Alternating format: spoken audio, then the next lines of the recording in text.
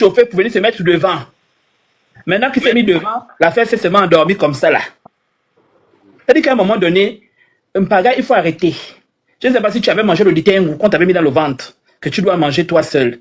Mais quand même, tu vas vendre tout. Je ne sais pas, il faut arrêter. Et... Je t'explique, hein. Je vous explique en même temps à tous les Gabonais. J'ai recueilli pendant plus de 3-4 ans toutes les preuves de pollution de Pérenco. Tout, c'est irréfutable, vous-même vous avez vu. Maintenant, nous avons pu, grâce à un avocat qui siège à la Cour pénale internationale, monter un dossier en béton. Mais pour que le dossier soit encore plus corsé, j'ai fait une erreur, j'ai commis une erreur. C'est que lorsque j'étais sur place, j'ai pris tous les témoignages, mais en vidéo. Donc les gens témoignent, oui, voilà, voilà, voilà. Or, ce que la justice demande, en plus de ça, c'est que les victimes témoignent sur papier, comme quand vous portez une plainte et que vous mettez votre nom et votre pièce d'identité. Or, j'étais déjà en exil. Nous avons confié le cabinet d'avocats, dont cet avocat siège à la Cour pénale internationale, a confié ce dossier à Georges Paga. Ça fait 3 ans. Georges est parti en Etimboué, il est revenu. En fait, depuis qu'il est surtout avec le pouvoir, et même, comme je vous ai dit, on a découvert des trucs. Ah, voilà, c'est en train de... Voilà, ils sont en train de... Ils ont signalé. Eh oui, voilà. Là, ils ont signalé sur mon deuxième compte Facebook. Facebook tapoté, hein, parce que vous savez que quand je sors des choses comme ça, ils font tout pour suspendre les comptes. Donc, tapotez, prenez le cœur en haut, écrivez Good Live sur Facebook, écrivez @followers et autres. Donc, ça fait plus de 2 voyages, on a demandé depuis ici, Georges Paga, prends-nous les témoignages écrits des gens des Timboué pour qu'on puisse enfin déposer la plainte qui est finie. Aujourd'hui, il y a donc avec des Américains avec qui je travaille, ils sont allés en mission discrètement au Gabon. L'erreur encore, c'est que j'ai créé un groupe WhatsApp où j'ai mis certains habitants des Timboué. Certains, c'était les oreilles de Nanga Ndiaye, président de l'Assemblée générale. Ce qui fait que quand cet Américain est allé là-bas en Timboué pour faire le travail, pour prendre les témoignages, il n'a pas pu parce qu'il était surveillé. Voilà le problème aujourd'hui concernant Pérenco. La plainte, elle est là, elle est ficelée. Mais Georges Paga, on ne sait par quelle magie, n'arrive pas depuis 3 ans, depuis l'arrivée d'Oligui et autres, à nous fournir cet élément qui manque pour que nous puissions terminer, commencer la plainte véritablement. Voilà pourquoi je vous dis, quand moi je parle, je ne viens pas parler pour salir quelqu'un, je parle des faits concrets. Il y a là les échanges de mails, que ce soit avec l'avocat et autres, tout est là. Et quand je regarde aussi la coïncidence entre certains qui disent, je poserai la question, Georges Paga est aussi ordonnateur de crédit. C'est à l'occasion de quoi qu'il a touché des grosses sommes au trésor public. Un total de 28 millions depuis que nous avons commencé cette histoire de Pérenco. Et je me rappelle que lorsque l'ancien régime a voulu me soudoyer, lorsque M. Nyamankala m'a eu au téléphone, qu'est-ce qu'on disait à l'époque? Qu'est-ce qu'on disait à l'époque? Oh non, c'est bon, ferme ta bouche, un machin, un ceci, un cela, etc., etc. Mais ce sont les mêmes qui veulent aujourd'hui me salir. À un moment, il faut que ça s'arrête. Comment voulez-vous que le pays se développe? Voilà maintenant que là, c'est chez lui. Si ça s'était passé chez Marc, Marc n'aurait jamais accepté ça. Et il l'a fait il y a quelques années. Pourtant, Marc travaillait avec Olam et autres. Mais ils ont refusé qu'Olam ne vienne détruire les terres dans le Wellington. Les autres, au moins, se battent pour leur village. Ils protègent leur village. Mais vous, l'argent fait en sorte que c'est vous qui détruisez encore vos villages. Je ne parle pas de choses, je vous parle là d'audition. 8 heures d'audition au tribunal de Port-Gentil. Avec Pérenco et ses avocats. Avec le directeur général adjoint de Pérenco. Un Mienais, habitant de là-bas. Et c'est lui qui... Oh non, Pérenco, oh non, c'est des malentendus. Oh non, je dis, mais enfin, c'est ton village, c'est toi qui vends ton village comme ça. Mais les Mienais, nous avons, c'est quoi? C'est une malédiction que les Mienais ont? C'est une malédiction.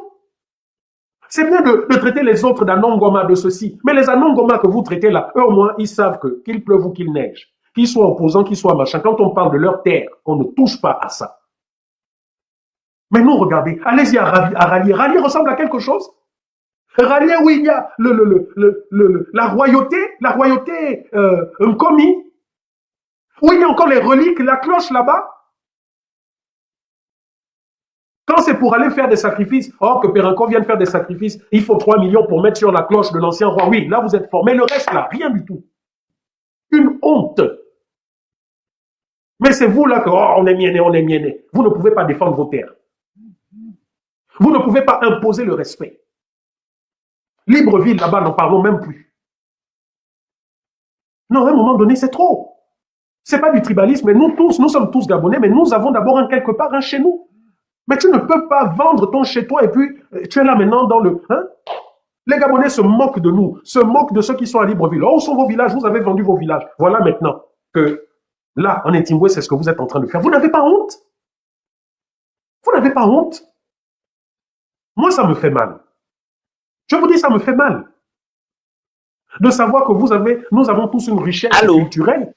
Bonsoir. Oui, bonsoir. Aka. Bon, ok, si c'était pour me dire que je parle beaucoup, ok, j'ai Non, compris. non, non, non, non. C'est C'est le parent, laisse comme ça, c'est pas grave. Non, je Il va parler, oui. Moi, ce qui me Allô, mais dépasse, tu c'est peux que... dire pourquoi? C'est pas pour dire que tu parlais beaucoup. Ben non. Oh, c'est pas ça. Non, je taquine, je taquine. Mais si je monte là, c'est pour dire que les gens qui insultaient les Béninois, les gens qui disaient qu'ils sont plus Gabonais, qu'on ne blague pas avec eux. Voilà les vrais trucs du Gabon qu'il faut parler maintenant qu'on ne blague pas avec vous. Gabon d'abord. Là, c'est plus les Béninois qu'il faut insulter. Ils sont où? Ils sont où? Et une fois, je suis monté dans les lives des gens là, j'ai dit, écoutez, à l'époque de Bongo voulait casser le marché de Lomé que tu vois là.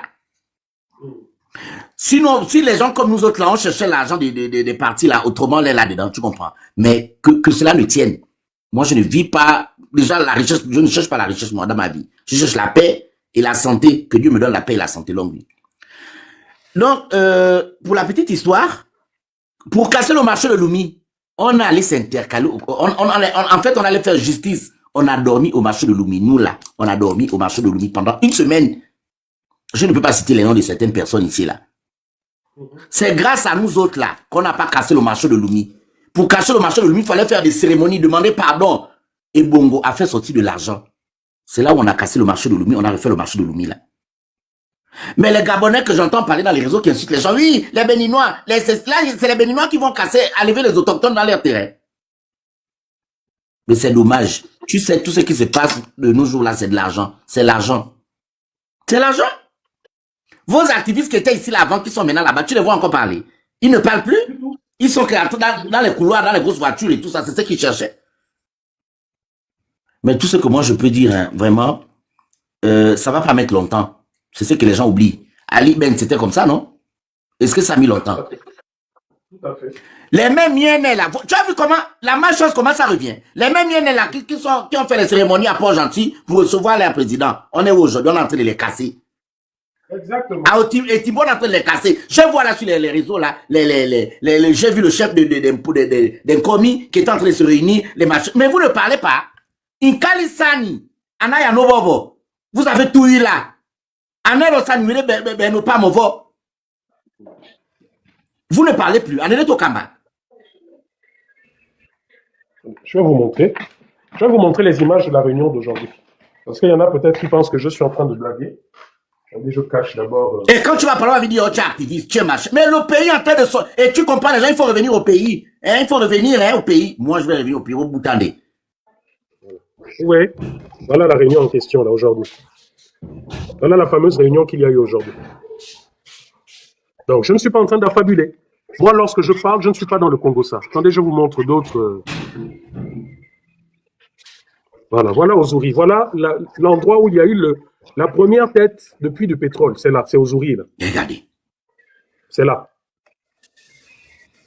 Donc, Oligui Nguema, il faut nous dire, tu as quel problème avec la communauté mienne? Voilà, c'est là.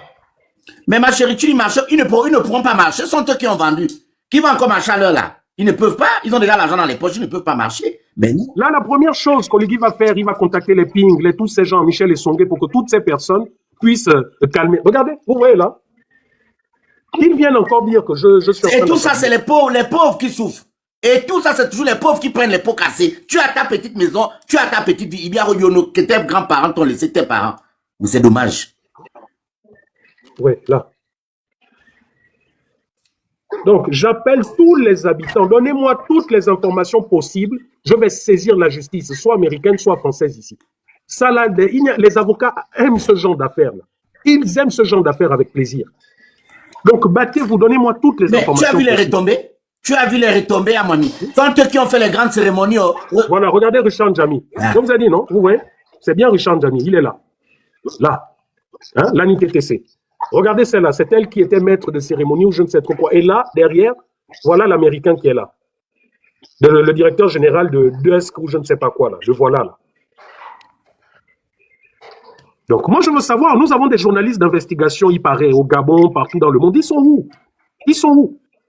Bon, écoutez un peu. Voilà.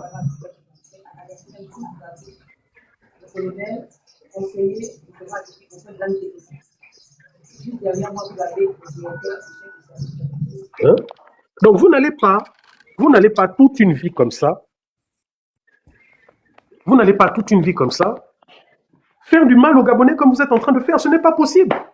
Voilà pourquoi là, vraiment, je demande. Là, c'est comme les gens de SOS Éducation ont fait. Là, je m'adresse vraiment aux pauvres. Je m'adresse aux pauvres. Demain, là, après ce live, ils vont envoyer Michel Issongue, ils vont envoyer les Tchongo, ils vont envoyer tous ces gens, les ping, pour vous calmer. Quand ils vont vous calmer, là, dans un an, quand vous serez à la rue, Ping, Tchongo et tous les autres, qui ne font déjà rien pour vous, ne feront rien. Donc, si vous voulez que ce problème soit réglé, donnez-moi toutes les informations possibles. Je prends là les Gabonais à témoin. On va se battre et prendre des avocats. Parce que s'ils veulent créer une usine, ce n'est pas la terre qui manque. Il y a la terre pour les usines. Pourquoi avoir besoin de faire du mal au peuple? Pourquoi vouloir raser les villages ancestrales? Mais c'est quand même terrible, mon Dieu. Et là, je vais voir, comme la tante a dit, je vais voir les Gabonais là qui insultaient jour et nuit les Béninois là. Maintenant, je vais voir. Je veux voir votre folie là. Peuple gabonais, s'il vous plaît, vous qui êtes dans la diaspora, tous ceux qui sont intéressés par rapport à cette association que je suis en train de mettre en place, contactez-moi en inbox. Parce qu'on est en train d'accélérer les choses depuis plusieurs jours.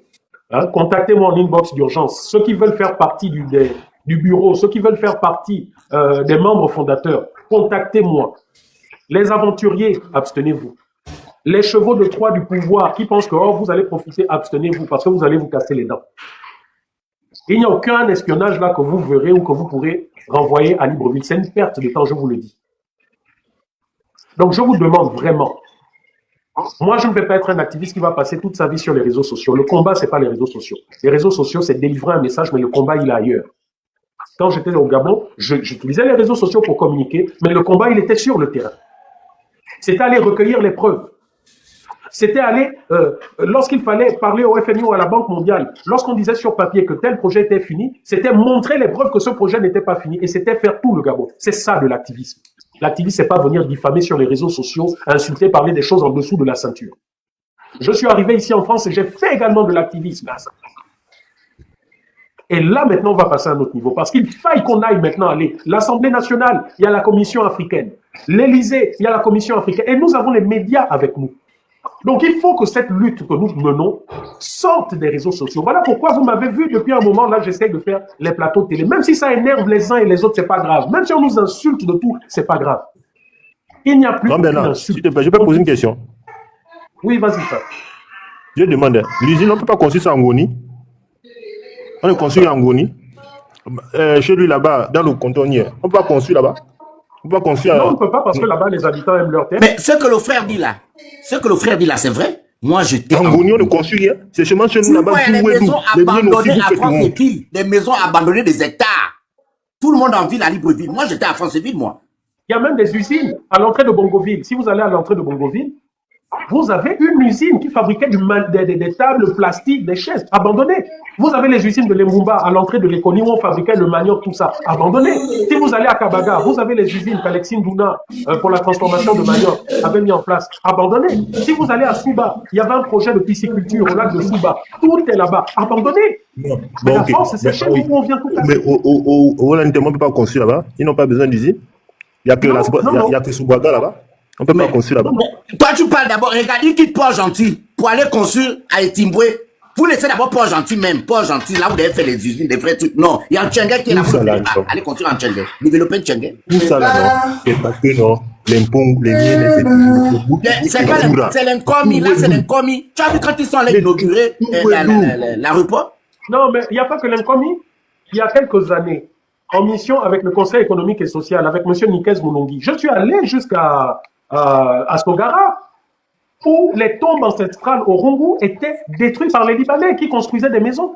Je suis allé, j'ai filmé. Mais vous savez, quand j'étais là-bas, je n'ai même pas eu le temps de rentrer à l'hôtel, que j'ai été appelé par le B2.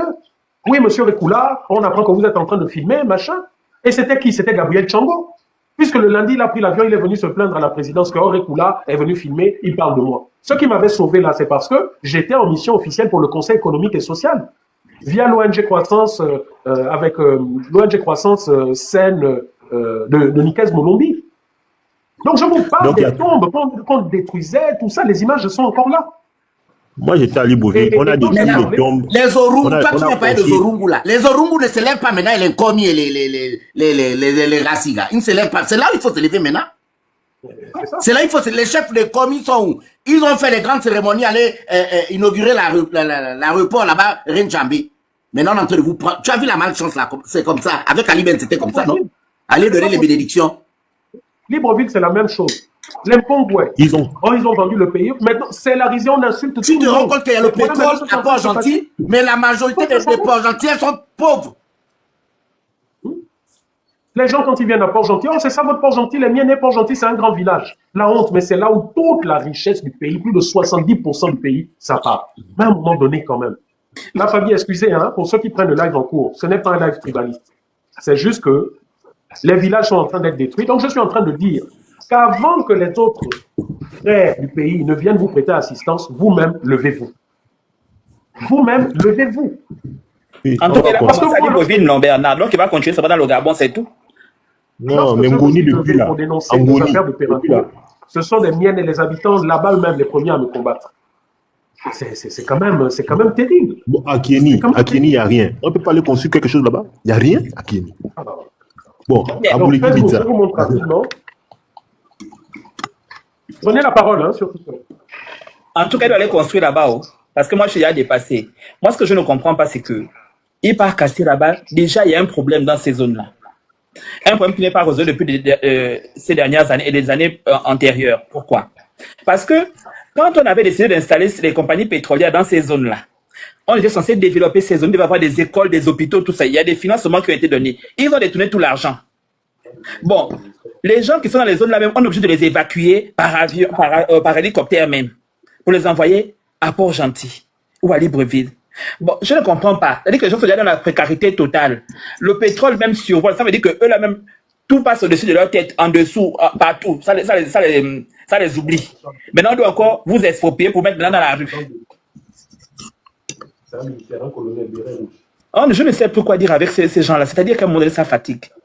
Ils ne peuvent pas avoir pitié même des personnes comme ça qui sont dans l'extrême précarité.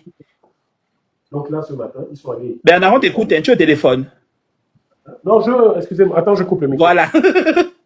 Désolé. Ok. Non, c'est effrayant quand même. C'est-à-dire qu'à un moment donné, il faut qu'on arrête. Il faut vraiment que Oligui se calme et qu'il laisse le Gabon tranquille. Au fait, le Gabon ne l'appartient pas à lui et ses amis. Le Gabon nous appartient. Et qu'à un moment donné, il faudrait que les populations d'Omboué puissent comprendre qu'Oligui n'est pas venu pour vous. Et les hommes politiques ne sont pas venus pour vous. Ils ne font rien pour Port-Gentil et pour Omboué. Omboué, là-bas, il y avait l'avion qui venait avant. Là, même, il n'y a plus l'avion d'air.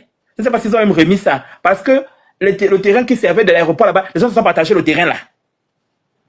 Donc, il n'y a plus d'aéroport là-bas. La ville même, je ne sais pas. À un moment donné, je ne sais plus quoi dire de ces gens-là. Et quand on venait accueillir Oligui, il y a un an, c'est comme si vous êtes la zone la plus développée du Gabon et qu'on venait accueillir Oligui. Alors que vous souffrez. Vous n'arrivez même pas à vous en sortir. On ne développe pas votre zone. Et vous êtes là, comme des moutons de panurge, vous regardez. Il faut apprendre à vous défendre. Hein? Moi, je n'ai jamais connu les commis. Moi, je suis une commis, mais je ne suis pas faible comme ça. Hein? On attrape, on gâte, c'est comme ça. Parce que vraiment, il faut vous réveiller. On ne peut pas venir vous exproprier comme ça. Vous n'avez rien. Dans le peu que vous n'avez pas encore, on vous arrache. Vous aussi. Hein? Il faut vous réveiller. C'est bien, on sait que vous avez accueilli Oligui il y a 1 an. Mais maintenant, il faut vous réveiller. Là, c'est fini la partie où on a créé Oligui, là. Il faut vous réveiller. Et les gens de la l'UTTC, là, maintenant, là, ça va donner les titres fonciers aux gens qui viennent investir. Mais pour les Gabonais qui sont les propriétaires de la terre, comment dire? C'est-à-dire que c'est seulement une minorité, peut-être 20% combien, qui ont les titres fonciers. Pendant que vous êtes des Gabonais, nous voulons pas de titres fonciers, mais par contre, on a fait donner ça à des personnes qui viennent d'ailleurs. Moi, je ne sais pas, la Constitution avait dit que c'était priorité titres fonciers aux Gabonais, non? Moi, j'en peux plus, au fait. À un moment donné, il faut qu'on revoie les choses du Gabon, hein. C'est compliqué. Les Gabonais doivent se battre vraiment, même si c'est notre zone, c'est vrai, mais les autres aussi sont concernés parce que on ne sera pas les seuls à être touchés, hein. Réveillez-vous. Donc, ceux qui ne veulent pas se battre, tant pis pour eux, se trouvent expropriés, mais le tout, c'est de se battre parce qu'on va pas se retrouver sans village, sans histoire. C'est-à-dire qu'on n'aura même pas notre passé, on ne pourra pas retracer notre histoire, où nos ancêtres ont été enterrés et tout. Non, c'est pas possible. On doit se battre pour qu'au moins on puisse garder ce petit peu d'acquis qu'on a, en fait. Oui, c'est Valentin. Vous voulez prendre la parole, Valentin, s'il vous plaît? Tu as vu, non, je peux te la parole. Les gens même ne veulent pas. Ça, c'est qui est en haut? Estrella. Estrella, on vous écoute. Je vous envoie le micro.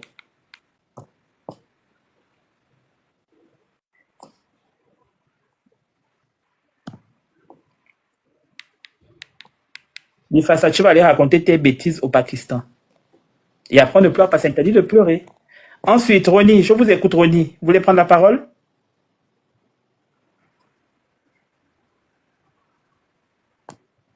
Ghislain? Bonsoir, merci pour la Fils parole. alors, gère, hein, gère, je montre Oui, question. Vas-y, Ghislain. Je souhaite comme ça dire que cette affaire de pétrole là, ce n'est même pas une affaire qui concerne tout simplement Port-Gentil. Allez-y voir dans toutes les régions du Gabon dans lesquelles on a retrouvé le pétrole.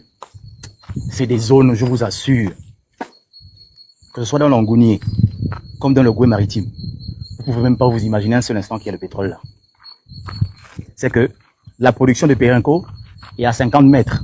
Le village de proximité sombre dans le noir. Alors que les stations et toutes les installations sont dans le courant 24 heures sur 24, 7 jours sur 7. Voilà ce que produit le pétrole chez nous au Gabon. C'est même pas une affaire simplement des communautés miennes, hein, mais c'est toutes les zones où ils ont dit on a trouvé la richesse chez vous. Vous allez trouver du travail. Toutes les zones où ils sont allés dire ça là. Je vous assure que c'est des zones qui ne ressemblent absolument à rien. Plus de 60 ans qu'on a découvert le pétrole dans le Goué maritime. Plus de 60 ans. Les natifs même, ceux qu'on appelle autochtones de le Goué maritime, sont des locataires dans leur ville. C'est des locataires. Pour la plupart d'entre eux aujourd'hui, ils sont devenus locataires.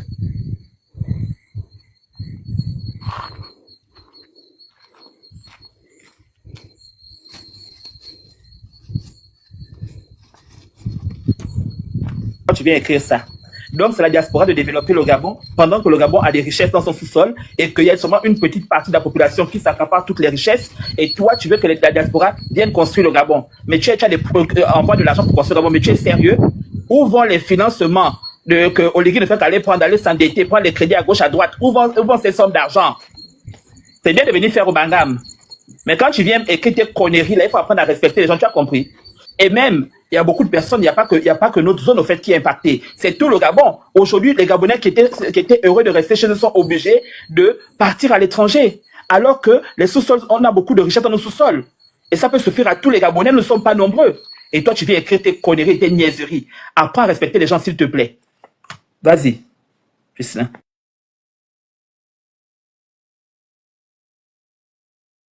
Ghislain, tu peux parler, excuse-moi. Vas-y.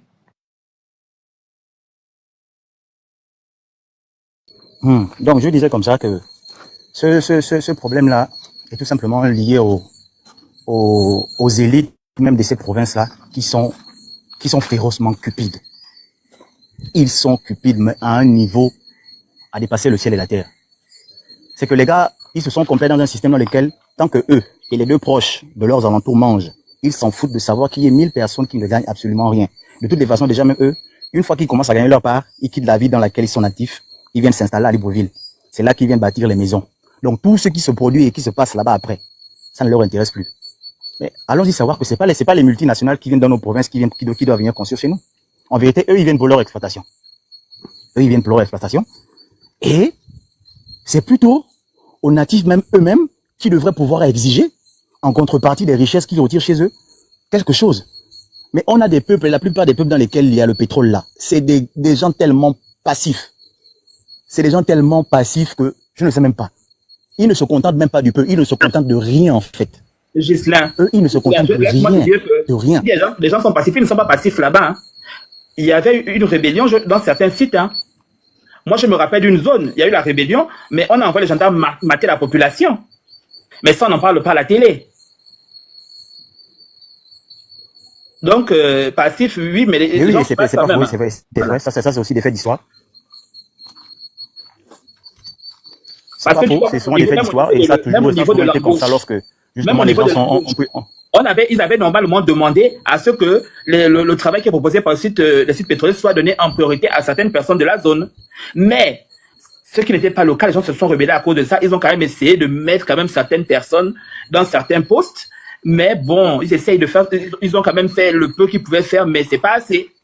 Et la pollution, comme Bernard disait, il y a beaucoup de pollution aussi là-bas. Et c'est-à-dire la partie liée donc au nettoyage des eaux, à tout ce qui est lié donc à l'environnement, c'est-à-dire comment dire, réhabiliter les zones qui sont polluées. Ça, ce n'est pas encore fait. Donc ça, c'est des zones, des choses par exemple qui doivent être mises en place. Mais ces populations qui sont là-bas, elles sont intoxiquées. C'est grave au fait. Allez-y, hein. Voilà, donc du coup, moi je vais plutôt m'adresser à la génération de maintenant, donc celle de la mienne. Ceux d'il y a 30 ans derrière, ils ont fait leur part, ils ont fait leur combat. Aujourd'hui, c'est notre tour. C'est notre tour. Malheureusement, ceux-là, ils ont fait leur petite partie du combat et on voit ce que ça a donné. Ça n'a quasiment rien produit. Et nous, avec beaucoup de recul aujourd'hui, on devrait prendre la chose autrement. On devrait vraiment, véritablement prendre la chose autrement. Sinon, ça va aller de mal en pire. Il n'y aura même plus l'histoire à retracer pour nos villages. Déjà que pour aujourd'hui, on ne va même plus dans nos villages. Maintenant, pour ceux qui auront encore le temps d'y aller, ils ne pourront même pas se retrouver un jour dans les terres dans lesquelles on a enterré soit leur grand-père ou soit leur propre père, ou sinon mère. Il est véritablement temps que nous, on envisage de prendre la chose autrement que ce qu'on fait, ceux d'il y a 30 ans derrière. Et là, j'interpelle, que ce soit ceux de Logoué Maritime comme ceux de Langounier. Ça a assez duré comme ça. Comment imaginer que les multinationales produisent du pétrole juste à proximité, à moins d'1 mètre de nous? Ils ont le courant 24 heures sur 24. Et nous, on ne peut même pas avoir une petite nuance de lumière. On est limite à la lampe tempête ou au bois de fumigène et tout le reste. C'est quand même déplorable. Et après, je vais pas, sinon, comme on sait que chez nous au Gabon, c'est devenu plus compliqué, je vais pas citer nommément certaines ethnies, mais quand même, il y a des ethnies qui devraient se revoir. Certaines ethnies qui se disent autochtones de certaines provinces là. Non, ils n'ont qu'à se remettre en question quand même. Et j'interpelle les jeunes de ces ethnies là à véritablement prendre la chose par le cœur. Sinon là, ça va aller de mal en pire, hein. Moi, c'est ce que j'avais envie de partager avec vous ce soir. Merci encore pour le live. Merci. Et puis, je tiens aussi à rappeler, hein, ce n'est nullement je crois que oui, merci encore. Pour ceux qui comprennent, on n'est pas en train de fustiger sur une certaine ethnie ou tout le reste. Non, absolument pas. On est plutôt en train de parler en tant que tous Gabonais. Et on voit le mal venir de très loin et du coup, on en parle. Merci. Merci. Brad, vous mettez arrêtez de faire du bruit si vous n'avez pas de solution à proposer. Bon, vous-même en tant que personne, vous êtes un citoyen. Quelle proposition vous nous donnez? C'est bien de venir écrire vos choses que vous écrivez là. Ensuite, vous avez encore écrit en pensant que j'allais écouter enfin une solution, mais hélas. Donc, au fait, pour vous, quand vous écrivez, avant d'écrire, je pense qu'il faut réfléchir quand même. Hein. Parce qu'aujourd'hui, nous ne sommes pas à la tête du Gabon. Oligui se paye déjà assez de millions. Il a assez de conseillers qui sont bien rémunérés. Il a assez d'équipes pour pouvoir faire ce travail. Donc, s'il voulait faire un travail clair, il pouvait le faire. En sachant que Ali Bongo est parti. Et quand Ali Bongo est parti, qu'il a chassé, bien sûr, qu'il a enlevé, il a laissé plein de projets dans les tiroirs. Donc, puisqu'on a la continuité de l'État, il pouvait regarder aussi ses projets. Mais aussi, il peut réfléchir. Bon, aussi, la capacité de réfléchir, c'est aussi une question. Parce qu'on ne peut pas être dans un pays où on a plus de 80% une forêt et aller casser. Là, il y a des habitations des personnes qui ont eux-mêmes aménagé leur espace. L'État pouvait aller chercher un endroit où eux-mêmes ils peuvent aller s'installer. Pourquoi ils veulent seulement chasser les gens où ils sont venus s'installer, où ils vivent depuis des années? C'est la même chose à Libreville. Il a fait pareil, il a cassé les maisons des gens. Mais qu'est-ce qu'il a apporté comme solution? Je pourrais aussi lui poser la question. Parce qu'aujourd'hui, il a entraîné quoi? Il a amené les Gabonais à vivre dans l'insécurité, à être des SDF, donc à vivre dans la rue, sans domicile fixe. Donc, qu'est-ce que Oligui a apporté? Donc, en cassant les maisons des gens, vous trouvez que c'est une solution de mettre les gens à la rue, sans pour autant proposer de solution? Et après, il n'a pas dit que lui a donné des maisons, il n'a pas donné les maisons que Ali Bongo avait construites. Donc, qu'est-ce qu'il a apporté de plus comme solution aussi? Puisqu'il a dit qu'il est venu redonner la dignité aux Gabonais, on n'avait pas appelé, hein, à preuve du contraire. C'est lui qui a dit qu'il est venu nous redonner la dignité. Donc, nous aimerons savoir quelle solution il va apporter aux Gabonais pour redonner la dignité aux Gabonais. Est-ce que c'est en mettant les Gabonais à la rue qu'il apporte une dignité? Est-ce que c'est une solution de vendre tout le Gabon? L'île Madian est déjà partie. Là, on va maintenant les vendre à gauche, on vend à droite, et puis bon, bientôt, vous-même, bras de moi, si vous vendre, hein, faites attention. Parce que vous serez aussi vendu avec le Gabon, et puis il va se barrer, hein. Donc, je ne sais pas quelle solution vous attendez, parce que vous attendez une personne qui détient la science infuse, une personne qui va venir vous sauver. Vous attendez un sauveur, Zorro. Donc, à un moment donné, avant d'écrire, il faut réfléchir. Vous n'allez pas mettre votre force à non, parce que voilà ce qui entraîne ce que vous voyez aujourd'hui. C'est-à-dire que vous avez totalement fait confiance à un Josier, à un Moïse, on est dans ça. Parce que, en tant que citoyen, vous devez vous poser les bonnes questions avant d'aller voter, avant de faire toute chose. Donc, je demande quand même à un moment donné de réfléchir vraiment avant de venir écrire. Parce que tout ce qui se passe, c'est pas dans l'intérêt de tous les Gabonais. C'est dans l'intérêt d'une petite partie du CTRI. Lui et ses amis qui ont l'amnistie. Ça veut dire qu'aujourd'hui, toi, tu commets un délit, tu peux aller en prison. Et il ne peut pas aller en prison parce qu'ils sont protégés. Et c'est dans la Constitution. Et ça ne vous embête pas. Vous ne vous posez même pas de questions, en fait. Et après, vous venez écrire des messages lunaires, comme vous êtes dans l'espace, donc vous planez et puis vous venez écrire ce que vous voulez écrire, en fait. Il faut vraiment réfléchir avant d'écrire. Vous posez les bonnes questions. Au lieu de gaspiller ton temps là, ton talent, tu peux aller le mettre à profit, c'est-à-dire en allant apprendre des métiers. Voilà, avec l'IA maintenant, il y a beaucoup de choses à faire. Hein. Tu sais, tu peux gérer des trucs avec l'IA, tu vois, non? Tu peux aller t'instruire. OK? Voilà. Donc, pour revenir sur le sujet, effectivement, ça pose un problème. On ne peut pas venir exproprier les gens, c'est-à-dire arracher aux gens leur terrain, comme ça. Et c'est devenu un jeu pour lui, c'est-à-dire qu'en gros, il se lève un matin, il vient, il te chasse. Demain, il vient, il t'enlève. Non, on a dit qu'aujourd'hui, c'est Port-Gentil, c'est Omboué, non. Sachez que demain, c'est un autre village. Et là, on verra bien qui ira le dernier. Parce que là, les gens voient le truc, mais c'était d'abord Libreville, c'est-à-dire qu'il a essayé, c'était le test Libreville. Parce que lui, il teste toujours, hein. Il a vu que personne ne réagissait. Il a avancé, il est parti maintenant. Là, il devait partir. Là, il va encore aller un autre endroit parce que lui, il est venu pour son business. Il installe ses entreprises, il prend ses commissions. Puisqu'aujourd'hui, il n'arrive pas à nous remettre le bilan de Delta Synergie qu'on attend depuis. Il a dit qu'il devait faire l'audit, non. L'audit de Delta Synergie est où depuis? On ne voit pas l'audit de Delta Synergie. On attend depuis cet audit-là. Parce que l'audit-là devait nous dire combien d'argent du pétrole sont sortis de Port-Gentil là-bas, de notre zone là, en bois, toute la zone là. Ils doivent nous dire. Là, il ne fait que tourner en rond, tourner en rond. Là, vous avez d'autres entreprises qui vont continuer à exploiter, mais on n'a aucune visibilité. Aucune déclaration n'est faite au FMI. Puisqu'aujourd'hui, maintenant, on est maintenant avec l'appui du FMI très politiquement correct. C'est-à-dire qu'en gros, on va venir vous mettre sous tutelle, mais bon, voilà quoi. Et puis on va vous dire que non, à l'époque d'Ali, mais à l'époque d'Ali, il n'y avait pas ça en fait. À l'époque d'Ali, il n'avait pas besoin d'appui. Là, on a l'appui maintenant qui est avec nous. C'est la banqueroute, hein. Donc réveillez-vous. Après, si les gens veulent monter, vous pouvez faire la demande, il n'y a pas de souci, je vous ferai monter. Merci à vous.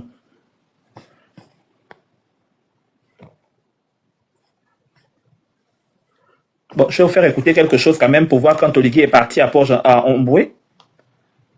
Vu que les gens aussi sont dans le kunabélisme, c'est ça là qui nous a entraînés dans ça. Il faut vous réveiller. À Omboué, il a échangé avec les populations. Brice Clotaire Oligui Nguema a annoncé plusieurs projets qui vont améliorer le quotidien des habitants de cette partie du pays. C'était ça, quand il est parti à Omboué. Hein. Il était attendu ici depuis le coup de la libération. Le général Brice Clotaire Oligui Nguema aujourd'hui arrive à Omboué. Dans cette ville, aux allures de cité balnéaire, le président de la transition est accueilli dans la ferveur populaire. On a attendu pour ce moment. Nous sommes fiers du président Oligui. On est content qu'il arrive parce qu'on vit des situations impossibles. Cet enfant-là, c'est un béni de Dieu. Mon fils, tu ne peux pas savoir la joie de nous, les mamans de Timboué. Nous sommes contents. Depuis la prise du pouvoir, c'est un enthousiasme pour toutes les populations du pays. Donc, Timboué n'était pas à marre. Dignitaires, notables, Hommes et femmes de toutes conditions, sans distinction, se sont mobilisés pour lui offrir ici à Omboué un séjour digne de mémoire dans cette localité où des questions de développement se posent chaque jour. Je ne vais pas revenir sur toutes vos doléances. Sachez seulement que je les ai bien notées. Pour autant, je prête une oreille attentive à la question de l'amélioration des plateaux techniques dans les unités sanitaires de Omboué et de Nkoumou district. Autant qu'à la construction de la brigade de gendarmerie et à la poursuite des efforts dans l'atténuation du conflit homme-faune. S'agissant de la santé, elle constitue un axe majeur de l'action du CTRI. C'est pourquoi, afin de faciliter l'évacuation des malades vers Port-Gentil, une première ambulance routière a été remise au centre médical Cécile Onanga. Et l'ambulance fluviale sera livrée très prochainement. Raviver l'espoir dans le cœur. J'ai dit, je voulais vous demander, vous avez vu l'ambulance fluviale et l'ambulance routière là? Seigneur Jésus. C'est compliqué, hein? Avec les promesses aux protections homme-faune. Ah, Seigneur, c'est compliqué, non, c'est trop fort. Des populations d'Omboué, dans un pays où l'action du CTRI a apporté des changements significatifs depuis le 30 août dernier.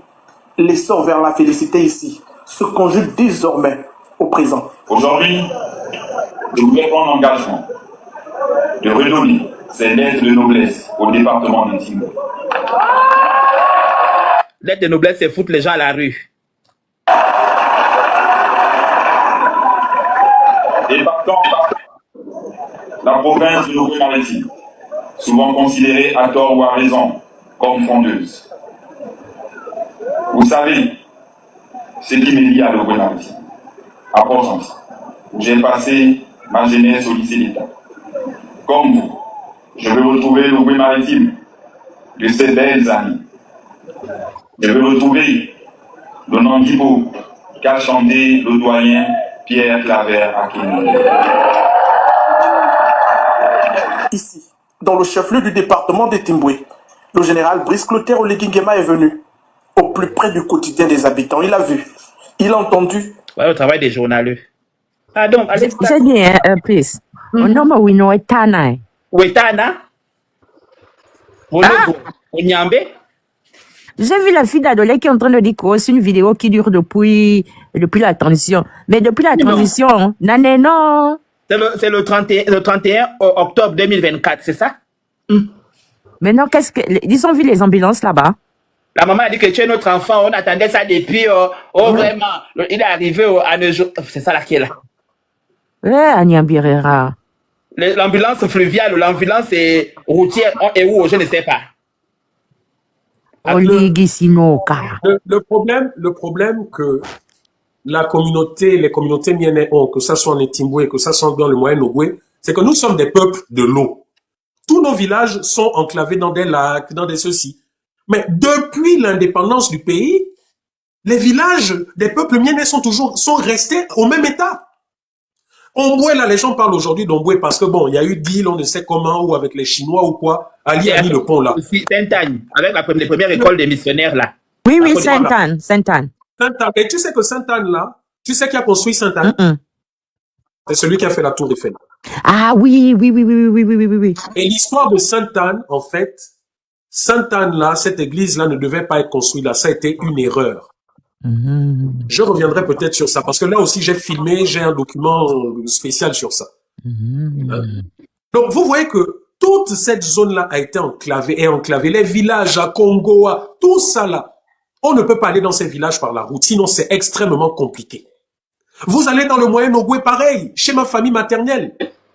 Je suis de Ngomo, mais vous ne pouvez pas aller en Ngomo en voiture, vous ne pouvez pas aller en Ronga en voiture, vous ne pouvez pas aller à Tchatanga, tout ça, ce sont mes villages. Et tous les hommes politiques, si c'était d'autres, je vous dis, si les miens avaient l'amour de leur village, comme les autres communautés ont l'amour de leur village, nous aurions eu des ponts, nous aurions eu des ferries. Or, depuis les années 80, tous les ferries qu'il y avait qui permettaient d'aller dans ces zones-là, mais n'existent plus. En Etimboué, il y avait le navire qu'on appelait Etimboué. Il est où? Fini. Dans le Moyen-Ogooué, vous aviez 2. Vous aviez Azingo et Alombié. Fini. Mais je vous assure que si. Vous aussi aux Ouri, non? Ozouri, tout ça, mais fini. Et on s'en fout, mais il paraît qu'on a des milliardaires. On a eu Georges Rawiri. On a eu des milliardaires. Mais regardez notre État. Parce que nous sommes des gens, nous sommes égoïstes. Mais pour que nos frères Pounou viennent nous soutenir dans ce combat, pour que nos frères Fan viennent nous soutenir dans ce combat, pour que nos frères Guessir, nos frères machin, Guissir viennent nous soutenir, mais il faudrait d'abord que nous-mêmes nous puissions nous lever pour dire stop. On ne peut pas être la région où par toutes les richesses, le pétrole du pays, être la région la plus sale, la plus pauvre. Et je vous dis qu'après ce live-là, vous allez voir demain, vous allez entendre. Oligui va dépêcher les gens là. C'est là où ils vont aussi aller se faire de l'argent. Les gros noms que vous connaissez là, qui vont aller dire, oh non, laissez ces activistes, vous êtes ici, eux ils sont en France. C'est leur langage. Mais demain, quand ils vont vous mettre dans la rue là, si vous ne bougez pas le petit doigt, n'osez même pas m'appeler. Parce qu'à un moment, tu ne peux pas aider quelqu'un qui ne veut pas être aidé. Les autres ne peuvent pas accepter ça. Pourquoi vous acceptez ça à un moment donné? Non. Si mon père voyait ça, mais vraiment, il se retournerait dans sa tombe, quoi. L'amour que cet homme avait pour cette terre. Non.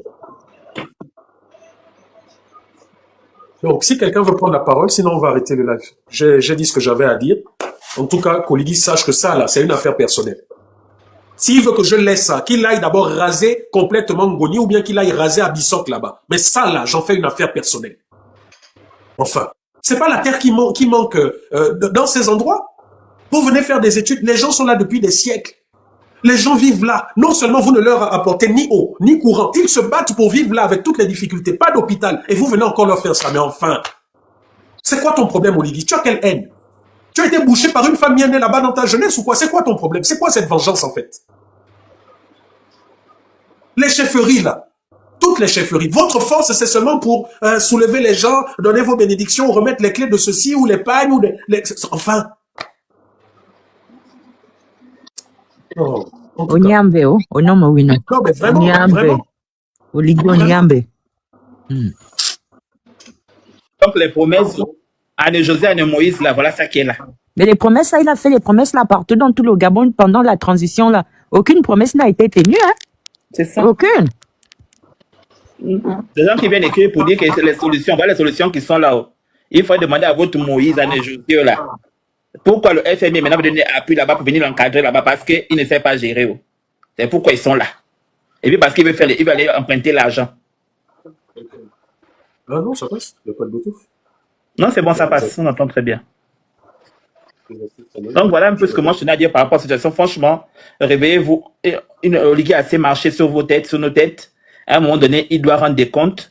Et le Gabon n'appartient pas à Oligui et ses amis. Le Gabon appartient aux Gabonais. Donc si Oligui a le courage de venir vous enlever de vos terres, alors que la NTT, c'est là qu'on voit maintenant aujourd'hui qui apparaît, pendant que les gens remplissent les dossiers, demandent des titres fonciers, n'arrivent pas à avoir des titres fonciers. Là, ils ont plus leur courage de se déplacer en délégation parce qu'ils ont eu l'argent des États-Unis qui est arrivé. Là, ils ont le courage de donner des titres fonciers tout de suite. Pendant que nous, depuis, on pleure les titres fonciers là sur nos terrains qu'on n'a pas. À un moment donné, je ne sais pas dans ce pays-là vraiment. Hein. C'est-à-dire que le Gabonais passe au dernier plan. C'est-à-dire qu'on a droit à rien dans ce pays-là. Même la carte d'identité nationale, vous n'avez pas droit. C'est le cas de séjour qu'on vend. Là, on vous donne la carte de séjour, là, vite fait, bien fait, parce que ça coûte beaucoup. Ça coûte vers les 500 000. Là, ils gagnent de l'argent dedans.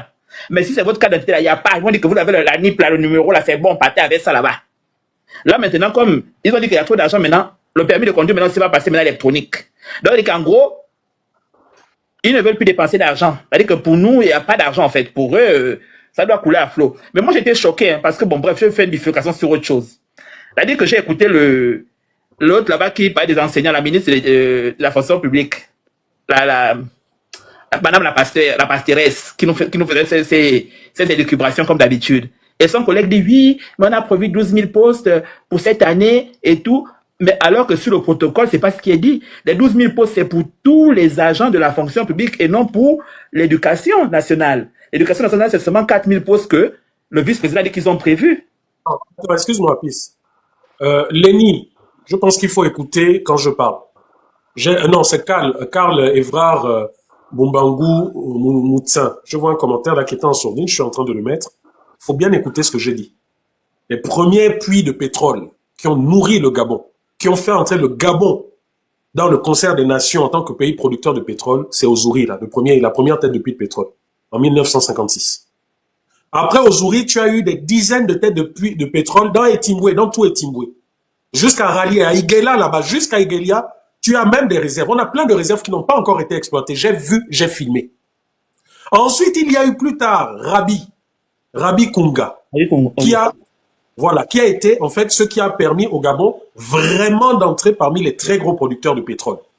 Rabi Kunga, Koukal, tout ça là, ça a mangé. Obangé, tout ça mangé. Obangé, Ntiengi. Voilà. Rabi Aoun, Manji, tout ça, c'est là-bas. Mais tout ça là, le pipeline, allez-y à Omboué, je vais vous montrer les pipelines là. Tous les pipelines là, c'est pas par la mer. Hein. Il y a un pipe qui va par le terminal de Gamba, mais tous les pipes qui viennent de Rabi, de machin, ça passe par là, par Omboué. C'est parce que vous ne faites pas attention. Si vous passez par la route, au loin, vous allez voir les pipes, c'est jaune. C'est même pas entretenu, c'est posé à même le sol. Et ces pipes-là passent par, ça arrive à, ça fait Tchengue, ça passe par vers comment s'appelle le quartier là? Hein? Ah non, tu peux parler de quartier, ça c'est Port-Gentil. Port-Gentil, vers PG là-bas, ça sort vers PG et ça va maintenant PG, ok. Cap Lopez. Donc, monsieur, si vous ne connaissez pas votre pays, hein, je n'ai pas dit que tout le pétrole, non, faut bien écouter ce que je dis. Voilà. Donc, tout ça là, ça passe, tout le pétrole que vous entendez, Mandi, quoi, tout là, ça passe, les pipes passent par Omboué, par une partie même passe devant, comment ça s'appelle, devant Batanga, devant l'usine de Batanga. C'est ça. Hein? Donc, c'était la petite parenthèse. Excuse-moi, vas-y, continue. Non, après, c'était juste ça, en fait. Tu as dit que les gens veulent intervenir sur des trucs qu'ils ne maîtrisent pas. Mais c'est juste ça, après, il n'y a pas de souci. Après, même s'il veut en offshore, il aura Grandin. S'il connaît Grandin, ben, il pourra, voilà, quoi, aller se poser des questions, aller vérifier. Donc, Grandin, c'était la première plateforme aussi en mer. Qu'ils ont même, je pense, démonté maintenant. En tout cas, moi, je tenais seulement à dire aux gens de Port-Gentil et à tous les Gabonais de rester vigilants parce qu'il n'y a pas que Port-Gentil aujourd'hui. C'est vrai que c'est arrivé chez nous parce qu'on a quitté d'abord, il a commencé à Libreville à casser les maisons des Gabonais, à casser les marchés. Il arrive à continuer à casser aussi le marché de Port-Gentil. Donc, Oligui est un casseur, c'est un destructeur. Il est venu pour nous casser nos maisons, pour nous mettre à la rue. Il est venu pour vendre le Gabon parce que c'est un businessman. Ça veut dire que pour lui, c'est l'argent. Dès que l'argent de ses mains, c'est bon pour lui. Le reste, ça ne l'intéresse pas. Que les Gabonais soient à l'aise, qu'ils soient en paix, il n'en a rien à branler. Excuse-moi du terme. Mais, moi, c'est ce que je constate. Parce que depuis qu'on a perdu l'une manière, je n'ai rien vu. Et il continue à aller là-bas de plus belle. Ça veut dire qu'en gros, pour lui, c'est une affaire, c'était juste pour nous montrer que... Regarde maintenant, on nous épingle même parce qu'on doit même l'électricité, on a des factures d'électricité à la Guinée équatoriale. Mais vous vous rendez compte un peu des choses comme ça? Mais alors qu'on n'a pas l'électricité là, la personne qui avait la coupure, le Gabon doit des centaines de millions à la Guinée équatoriale, hein, qui va s'apprêter peut-être à couper l'électricité dans le nord là-bas. Là, on va accuser qui encore? Mais les bateaux sont où? Les bateaux. Mais Peace, s'il te plaît. Mais il faudrait que tous les Gabonais devraient quand même se serrer les coudes. Parce que ne pensez pas que parce que c'est en train d'arriver à Etimboué, que ça n'arrivera pas chez vous. Même dans les forêts, n'oubliez pas, il y a l'or, il y a le diamant. Donc même si votre village est du côté de Mbigou là-bas, s'ils savent qu'ils peuvent venir ramasser des pépites là, ils vont vous chasser. Ben, ils ont fait ça en Dangui, non? Ils n'ont pas fait ça. Dangui, à l'origine, c'était un village. Hein. Ils sont venus, ils ont tout brûlé. Quand Bernard dit qu'on doit tous soutenir cette association-là, parce que nous n'avons qu'une seule chance, c'est de pouvoir leur porter plainte en France. En leur portant plainte en France, parce que comme le Gabon a signé des conventions avec l'unité africaine, donc ce qui veut dire que ces conventions-là doivent être respectées par tous les pays signataires. Le Gabon ne peut pas. Même sans ça, il y a une réglementation européenne qui dit que toute entreprise européenne qui a une filiale à l'étranger est responsable des actions de cette filiale. Tout à fait, oui. Là où je vous parle aujourd'hui, je ne voulais pas en parler, mais ils sont là, ils savent de quoi je parle, certains. Le désordre qui est en train de se passer à Mwanda, là, avec Komilo. Oui. Il y a de très grands cabinets d'avocats qui sont sur ça ici. Oui. Mais à Bernard, sans blague. Ils sont en train d'étudier ça. Donc ça veut dire qu'elle ramène la maison mère. Bernard. Ici à la justice française. Bernard, sans blague, vous avez vu le nombre de personnes atteintes de cancer? Exactement. Vous avez vu les enfants qui naissent avec les malformations à cause Exactement. de l'extraction des minerais, là. Les minerais. Et pourquoi est-ce que c'est... Ce que je comprends pas avec le Gabon, c'est que quand on essaie d'expliquer ça aux Gabonais, les Gabonais se disent que, oh, on sait ce qu'on fait. Les seules personnes qui mangent cet argent-là, ce sont les gouvernants. Mais regarde, je te donne un exemple. Mhm. Il y a quelques années, il y a eu une plainte contre Comilog par rapport à la pollution en manganèse et notamment la destruction des rivières, etc. Une rivière, j'ai oublié le nom là. Pour ceux qui connaissent, lorsque vous êtes à Mwanda et que vous voulez aller à la gare, vous traversez une rivière. Là. La rivière là n'existait plus, elle était complètement bouchée, fermée à cause du manganèse. Et c'est un dossier que Marc on a piloté avec l'ancien député de là-bas, Jean-Valentin Leyama, et l'un des cabinets qui a fait les études, c'est celui du ministre actuel des Mines. Oh yo. Il y a de l'argent qui est sorti, soi-disant pour dépolluer, pour faire ci, pour faire ça, suivez mon regard. Maintenant, je vous pose aujourd'hui à vous, qui êtes habitant de Mwanda, est-ce que les choses sont toujours comme elles devraient être, donc dépolluées et autres? Est-ce que votre eau est potable? Et je vous le dis, le but de cette association, c'est ça. En fait, je vous donne le nom. Le nom de cette association, sur les papiers, parce que tout est fait, c'est l'Observatoire Gabonais. Enfin, non, je vous ferai l'environnement. Bref. Okay. Non, pas que de l'environnement. En fait, le rôle de cette association et des financements que nous aurons, ça sera déjà en permanence d'avoir un avocat au Gabon. Bien ça sûr. sera en permanence d'avoir des huissiers de justice. Pour que lorsqu'il y a, si par exemple là, l'association était sur place, qu'il y avait eu le financement, tout de suite, dès demain, nous aurions envoyé un huissier de justice, un avocat pour constater ce qui se passe là-bas. Nous aurions pris tout de suite les témoignages. Nous aurions consigné ça et avec les avocats ici, tout de suite, nous aurions déjà ouvert des dossiers, demandé des explications aux maisons mères et vice-versa. C'est comme ça qu'il faut évoluer. Mais c'est ça qu'il faut faire. Pas essayer d'aller vers la justice gabonaise, etc. Ils vont rien résoudre. Ils vont rien résoudre. Voilà. Donc c'est comme ça. Et tu sais ce que le Gabon fait avec ça? Tu sais pourquoi est-ce que le Gabon ne donne pas, a du mal à donner les gens, les ONG et les associations leur permis d'exercer? C'est parce que... Exactement. Mais ils se disent que ça se passe au Gabon. Mais c'est pas parce que ça se passe au Gabon que ça se passe pas à l'étranger. Donc moi, le Gabon, les autorités, le ministère de l'Environnement, de quoi, je m'en fous, parce que c'est un ministère qui ne fera jamais rien. J'ai vu pendant toutes ces années. Hein. Donc, moi, c'est seulement ce qui se passe. Nous allons travailler. Je vous dis, on va travailler. On va répertorier. Donc, tu dis qu'ils ont aussi une enveloppe de 700 millions là, non? Tu n'as pas vu ça? En pleine télévision. En pleine télévision, ils ont donné quelle enveloppe? Au Konja, tout ça. On va travailler. Là où il y a toutes ces entreprises-là, on va travailler, recueillir les éléments et ensuite, avec l'aide des associations, des ONG aussi ici, qui vont m'épauler et avec qui je travaille, vous allez voir le travail qui va être fait. Tout à fait, oui. Je dis, Olivier n'a encore rien vu, il n'a encore rien compris. Il va comprendre en fait c'est quoi le véritable activisme, c'est quoi le véritable militantisme, c'est quoi la véritable défense des droits de l'homme. Ils pensent que les sociétés là, avec qui ils disent là, ils pensent que ce sont des... Ils ne savent pas que les gens vont les lâcher. Quand ils commencent à être à la Cour des droits de Genève, vous allez voir. En tout cas. La parole. Allez-y, allez-y. Donc, moi, j'aimerais un peu, peut-être qu'il y a des personnes qui sont, je pense qu'il y a 239 personnes qui sont connectées. Moi, la question que moi je me pose, c'est aux Gabonais. Je suis un peu choqué parce que ça me dépasse. Ça me dépasse pourquoi? Nous sommes juste 2 millions d'habitants. J'ai dit juste 2 millions d'habitants. C'est-à-dire moins que la population de la Côte d'Ivoire du Yopougon. C'est-à-dire que juste une petite ville de la Côte d'Ivoire, ça veut dire que nous sommes moins que cela. Mais comment est-ce qu'ils arrivent à patauger? Ça veut dire qu'ils pataugent juste pour diriger 2 millions d'habitants. Actuellement, là, nous sommes en train de parler.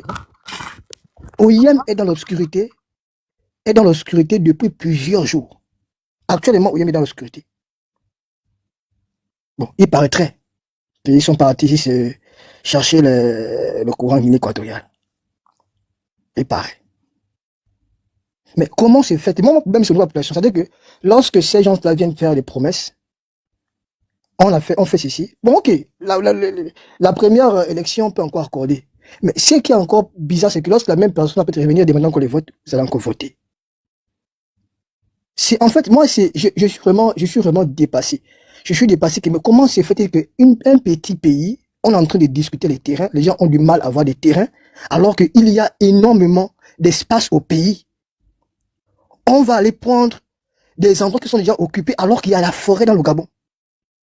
On va prendre des places, on doit déloger des personnes. Lorsqu'on déloge ces personnes en question, on les laisse détruire à jamais. Attends, moi je me pose la question, est-ce que c'est humain ou est-ce que c'est quelque chose de naturel ou il y a autre chose qui est derrière qui se passe? Parce qu'en fait, logiquement parlant, on ne comprend pas. Est-ce qu'il y a des pactes qui sont derrière? Est-ce qu'il y a des choses qui sont derrière en fait? Parce que c'est naturellement parlant, c'est pas possible de comprendre ça. C'est pas possible. Si on apprend juste les richesses du pays, on a le manganèse, on a l'or, on a le pétrole, on a tout. Je pense qu'on peut juste prendre juste une seule richesse, on peut dire comme un seul minéraire, c'est le manganèse. Juste le manganèse, et ce qui sort du manganèse peut nourrir tous les Gabonais. C'est-à-dire que chaque Gabonais peut avoir un salaire. On dit bon, concernant le manganèse là, on laisse ça pour les Gabonais. Ça veut dire tout ce qui sort comme argent là-bas là, on met ça pour les Gabonais. Ça veut dire que du premier Gabonais jusqu'au dernier Gabonais, il aura de l'argent chaque fin du mois. Il aura de l'argent chaque fin du mois. Maintenant, ils peuvent maintenant répartir ça sur, par exemple, les degrés, parce qu'à ceux qui ont déjà des gros salaires, à ceux qui n'ont pas de gros salaires, ils peuvent avoir comment mettre un pourcentage en fonction des niveaux, en fonction des grades que, bon, les ministres n'ont pas accès à cela. Bon, ils doivent bien organiser ça pour dire, bon, ok, concernant les richesses du pays, on va juste mettre 2 richesses du pays ou une seule richesse du pays qu'on va mettre à disposition des Gabonais. Non. Chaque Gabonais qui naît, un petit Gabonais qui va naître a déjà un salaire. Et je pense que juste par ça, là, il y aura beaucoup de choses qui vont s'améliorer au pays. Mais ça, il n'y a pas. Nous sommes obligés d'aller faire des études à l'étranger. Nous sommes obligés d'aller payer d'énormes sommes d'argent à l'étranger. Et même là, lorsque tu finis d'obtenir le diplôme, tu as du mal à rentrer au pays.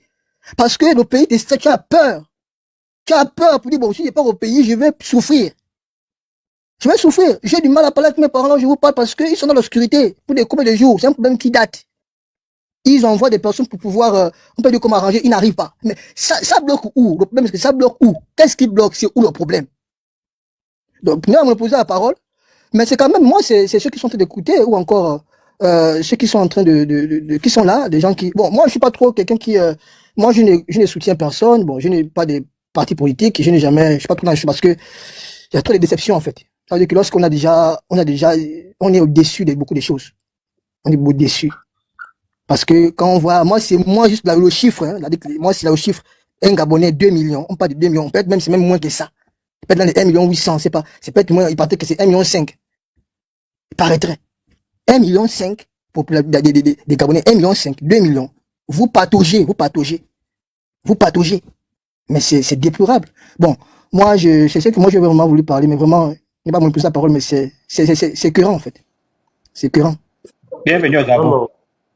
En tout cas, merci pour votre intervention. Ben, Là, vraiment, j'aimerais que ce soit. Oui. J'ai trouvé le truc, hein, l'article. Lequel?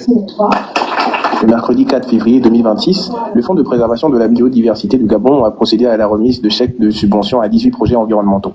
Au total, 763 millions de francs CFA sont mobilisés, des financements destinés à la conservation marine et littorale, mais aussi au développement d'activités durables sur le terrain. Bon, c'était juste pour dire qu'on attend la fin des projets là pour voir si vont réaliser ce projet parce que ça c'est le moment, je m'en toujours, on est avec nos gens, on se connaît. Regarde, hein, projet ceci, projet cela. Pourquoi nos projets au Gabon sont toujours à base de centaines de millions? Pourquoi petite étude, c'est centaines de millions? Moi, j'ai parcouru tout le Gabon, j'ai fait ci, j'ai fait ça. Je n'ai pas eu besoin de 10 millions, je n'ai pas eu besoin de... C'est-à-dire que souvent, certaines missions, là, c'était à peine 100, 200 000. C'était juste mon transport, hein, et puis je dormais dans un hôtel, je faisais ci, je me faisais distrait.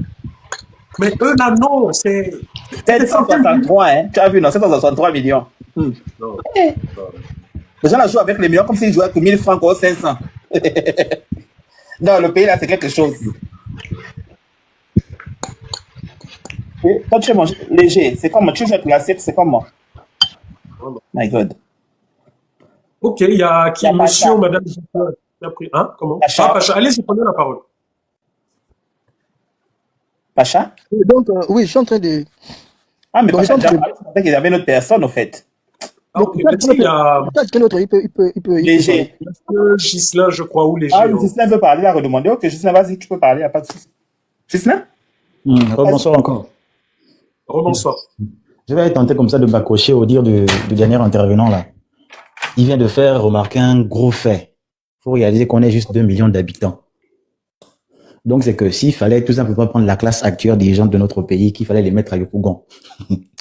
Suivez mon regard. Bien sûr.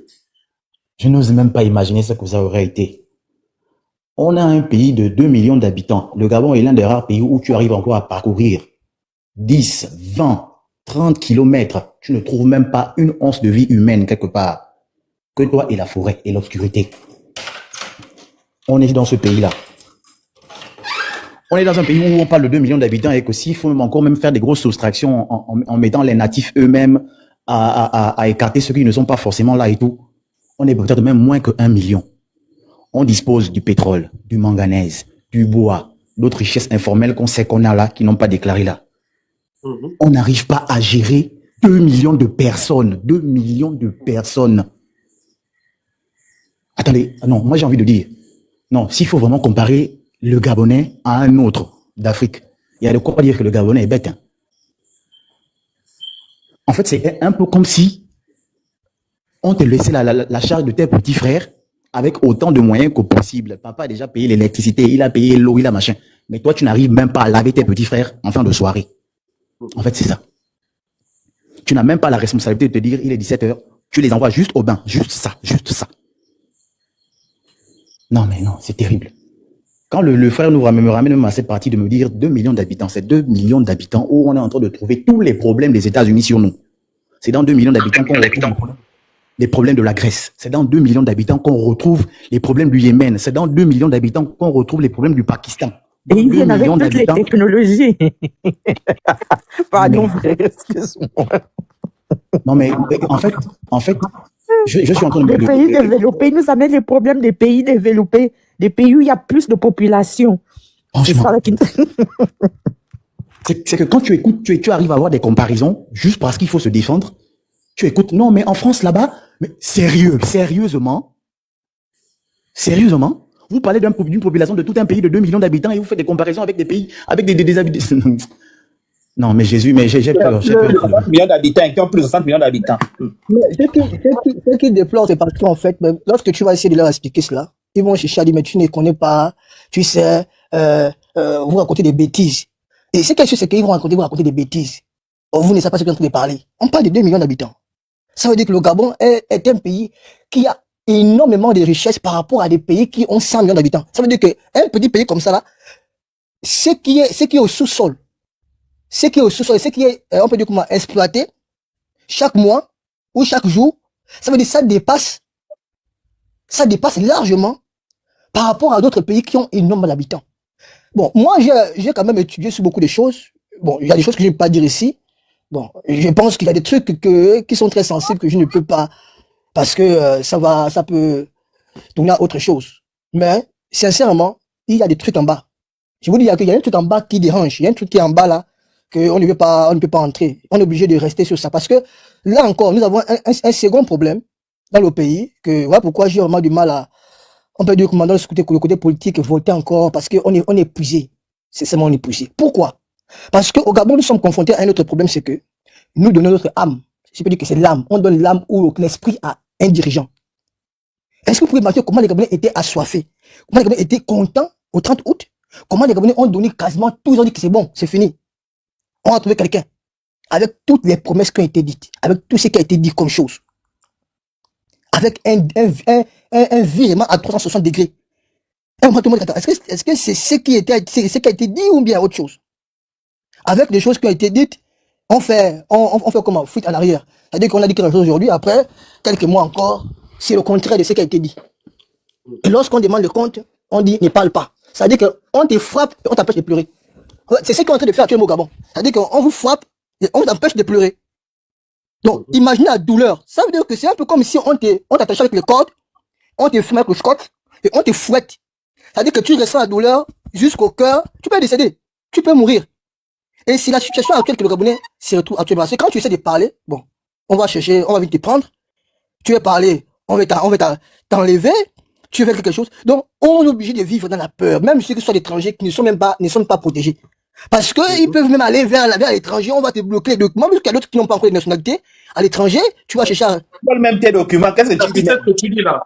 Ce que tu dis là, je te donne un exemple simple. Hein. Le Gabon a des accords, a pas mal d'accords avec la France. Par exemple, si tu as ton permis de conduire et que tu arrives en France, tu prends ton permis, tu vas à la préfecture avec un document du ministère des Transports, juste une attestation hein, que ton permis est vrai, etc. La France te donne son permis. Je conduis depuis l'âge de 14 ans. J'ai mon permis de conduire. Vous connaissez les conditions dans lesquelles je suis arrivé. Bon, mais j'avais quand même mon permis sur moi. Mais moi, je connais le Depuis ici, on a dit que tu es réfugié, tu es venu être réfugié politique en France, alors que tu es français. On a dit que tu es réfugié politique en France, mais tu es français. Je ne bon, comprends plus. laisse les ignares. Donc, je demande, par des connaissances des parents là-bas, je leur demande au ministère des Transports de me prendre ce document. Les militaires au transport, quand ils ont su que c'est Rekula, ils ont bloqué le papier. On ne donne pas. Que C'est ça. embête notre gouvernement, non? Donc, on ne te délivre pas le papier. Mais voilà, je suis ici en France, j'ai dépassé le délai. Donc, je dois maintenant passer le permis de conduire ici en France si je veux conduire. Quand on vous dit que ces gens-là, hier, Ali Bongo, c'était quoi? Ils bloquaient les renouvellements des passeports des gens. Des titres de séjour ne pouvaient plus être faits si tu n'avais pas ton passeport, ta carte consulaire et autres. Mais Oligui continue ça. Mais je dis que ce qu'Oligui va subir, hein, il a été gentil avec Ali, mais ce que lui, il risque de subir. Bref, c'était la petite parenthèse pour illustrer ce que tu dis. En tout cas, tu as dit que tu parlais des exemples que les gens là prennent. Non, écoute l'exemple là. Tu entends des exemples qu'on te donne hein, pour expliquer pourquoi on a mis la taxe d'habitation. On va te parler maintenant d'un exemple qu'on te donne les projections. Projection de cours du baril de 65,2. Alors, ça, ce sont les gens de l'équipe de l'ancien ministre qui est maintenant, qui est retourné à la Sabank là-bas. C'est une position conservatrice. En réalité, pourquoi? Parce que il y a des facteurs exogènes. Je n'entends pas là, mais on peut citer essentiellement trois.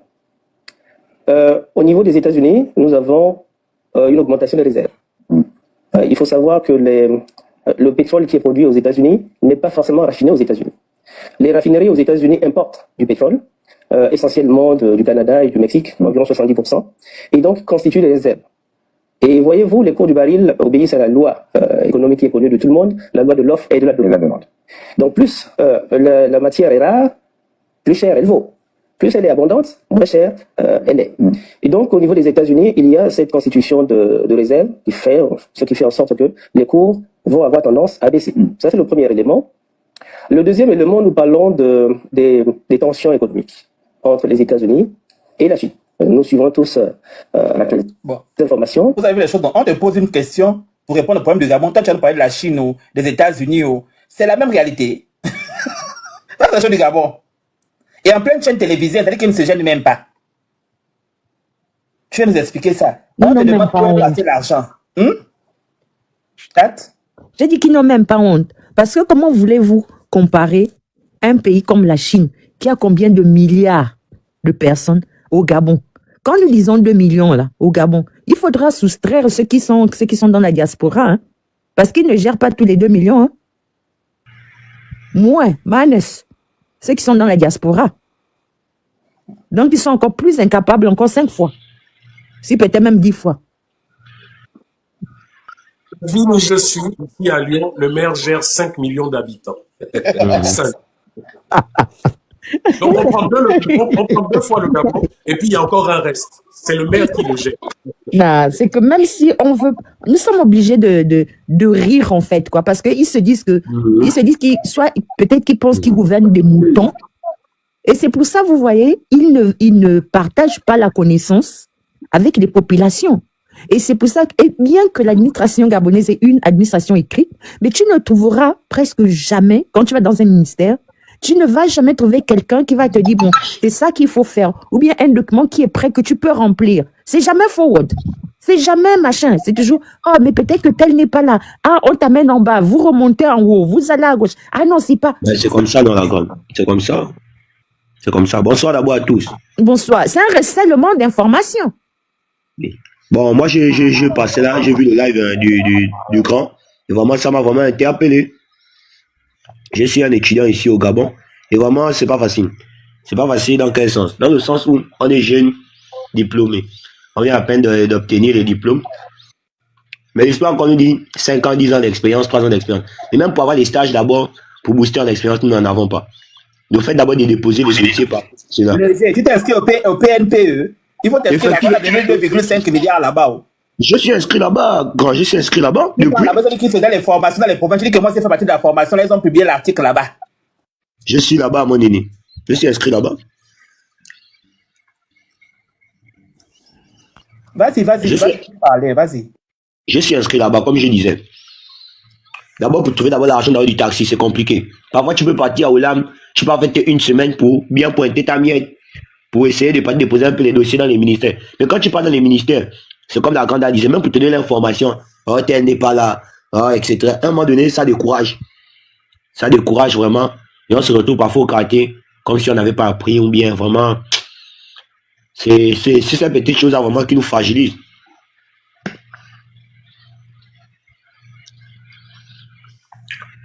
Ce qui veut dire que quand tu vas dans un ministère, quand tu vas demander un document, fais en sorte qu'il te donne un reçu. Donc, le document que tu as rempli là, tu fais une photocopie, on te donne l'autre copie et tu rends l'original.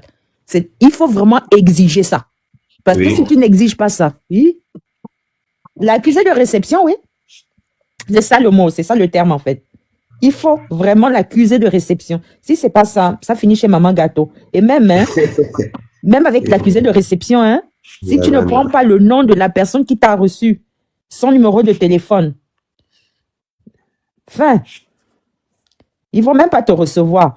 Ils ne sont jamais là. Il n'y a jamais personne. Le directeur sera... Et il faut voir des films. Je t'avais dit, Bernard, j'étais allé au bureau de Marcona. Mais je ne comprends pas pourquoi il y a autant de personnes assises dans un bureau. Ils attendent quoi? C'est comme si c'est des personnes qui étaient alignées pour des vaccinations. Non, ils sont des pointeurs. Ils pointent juste les heures, le temps, et puis... Ce sont des pointeurs. Mais ils pointent, ils attendent. Le pauvre était même, je me dis, oh, mais il y a trop de monde. Je me dis, mais attendez, mais je sais pas. C'est quoi? Ça, c'est quel genre de problème qu'ils vont discuter dans le travail? Lui ne travaille pas. C'est ça son travail, c'est recevoir les gens là. Mais qui prend autant de personnes pour un rendez-vous? D'une journée. Vous avez au moins peut-être 20 personnes en une journée. Ah, mais la grande force même de constater que en province, pour faire des papiers administratifs, c'est très facile. Très facile. Tandis qu'ici à Libreville, la dernière fois, je partais pour faire un LACNAM. J'arrive à 10h. Là, au charbonnage au bas des Guégué. À 10h, la dame me dit, oh, mon fils, je suis fatigué. Elle dit, mon fils, je suis fatigué, il faut repasser. Le découragement. Je suis parti faire ça à Mouila. À Mouila, quand je suis parti, ça m'a donné mon nom. La dame m'a dit que, bon, pour faire le détachement, monsieur, attendez 2 semaines. Propre. Mais ici, vraiment, c'est vraiment pas facile. Beaucoup de courage. Bernard. Oui, oui, écoute ta ministre. Dossiers de régularisation ont été transmis à la fonction publique, ont été transmis déjà à la solde pour des effets soldes au mois de février. Nous avons reçu les 667 dossiers, je crois, ou 46 dossiers que nous avons reçus sous forme de fiches bleues. Donc nous sommes en train de les traiter pour que les attestations de recrutement soient prêtes d'ici la fin de la semaine. Donc nous sommes au travail. Nous sommes là pour les Gabonais. Le président Oligui Nguema a dit qu'il était là pour redonner la dignité au peuple gabonais. Et c'est ce qu'il fait. Avez-vous l'impression de travailler sous la contrainte? Non, pas du tout. Nous ne travaillons nullement sur la contrainte parce que nous sommes... Vous travaillez de nuit, de jour? Ceux qui me connaissent savent que j'ai toujours travaillé de jour comme de nuit parce que la Bible dit que c'est le travail qui procure l'abondance et il n'y a pas de place pour la paresse. Et la devise de notre pays, c'est encore union, travail, justice. Nous travaillons avec amour et passion pour ce pays. Nous sommes... La bouche, vraiment. Elle dit que quand je dis que je peux tomber à la renverse.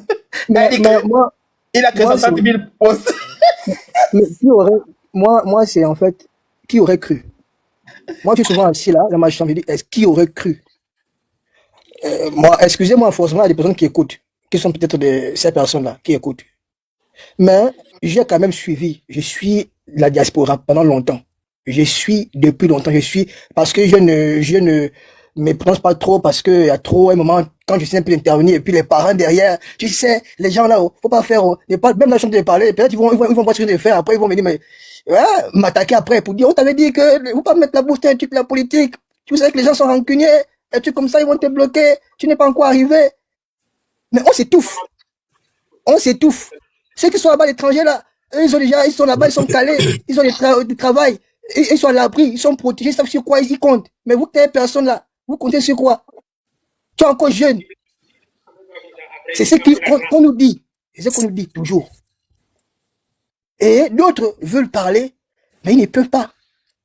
Mais ils subissent à l'intérieur. Ils subissent, ils brûlent de l'intérieur. Beaucoup de personnes qui étaient là-bas, qui sont là-bas actuellement, étaient avec vous. J'ai encore des vidéos qu'il y a, des façons dont ils parlaient avant. Mais qu'est-ce qui a changé? Qu'est-ce qui s'est passé? Et on se pose la question de savoir, et même c'est tout ça qui remet en question pour dire que, même ceux qui sont en train de parler, même ceux qui sont pour demain, ça peut changer. Et c'est ce qui fait que beaucoup de Gabonais, à un moment donné, sont découragés pour dire que, aujourd'hui, c'est qui est en train de parler parce qu'il est là où il est là. Mais demain pour demain, si... c'est pourquoi il faut mettre sa confiance dans un être humain. C'est pas l'être humain, tu vas être déçu. C'est pourquoi il faut compter sur vous déjà et surtout voir les projets des différentes personnes qui viennent se présenter à vous et avoir le discernement aussi.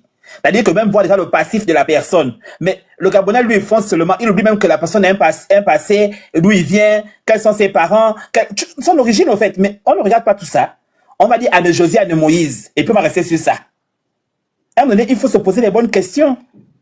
Et vraiment, c'est un travail que tous les Gabonais doivent faire. C'est pas, oui, l'autre là-bas va te dire qu'il nous a distribué, la dernière fois, il avait distribué, avant l'élection, il avait distribué les poissons. Le poisson, là, même, on n'a jamais vu les gens de poisson au Gabon.